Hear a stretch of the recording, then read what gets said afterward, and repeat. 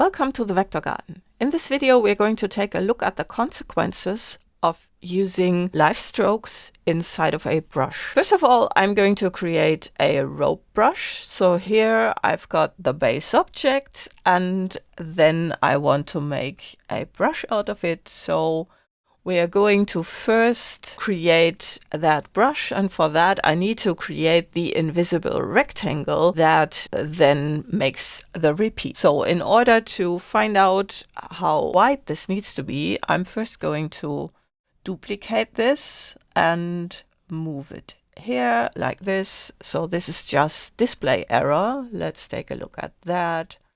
So if we preview this on CPU, then you see it's okay. Let's go back to the GPU preview.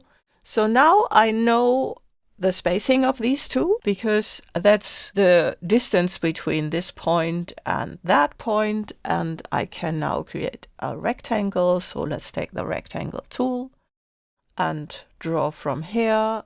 The smart guides show the way here to that anchor point, and let's make this a little higher and down there as well, like this.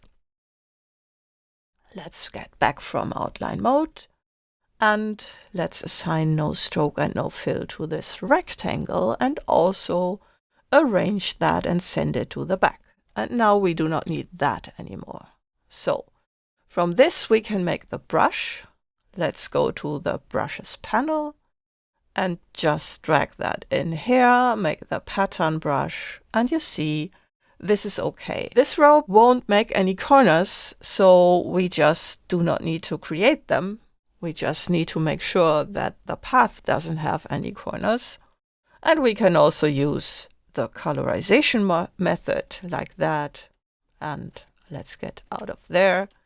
And then we just need a path.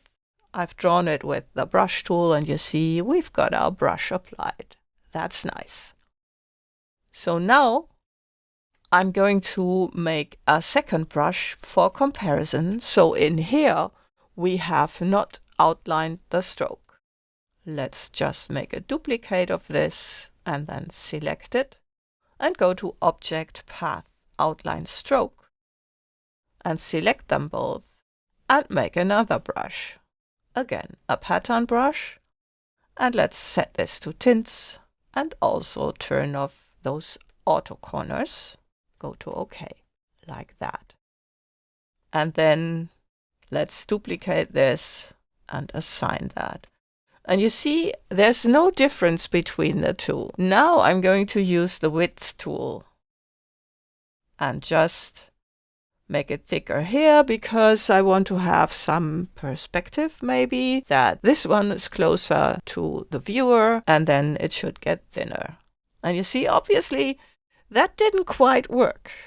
So it got thicker, but then the lines didn't get tapered.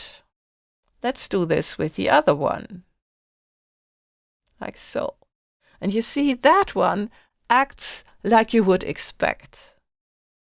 So this one has the outline stroke and this one doesn't. So it makes a lot of sense in some situations to not outline strokes inside of a brush, but not always. And should you ever wonder why the brush does something weird, then that might be the answer.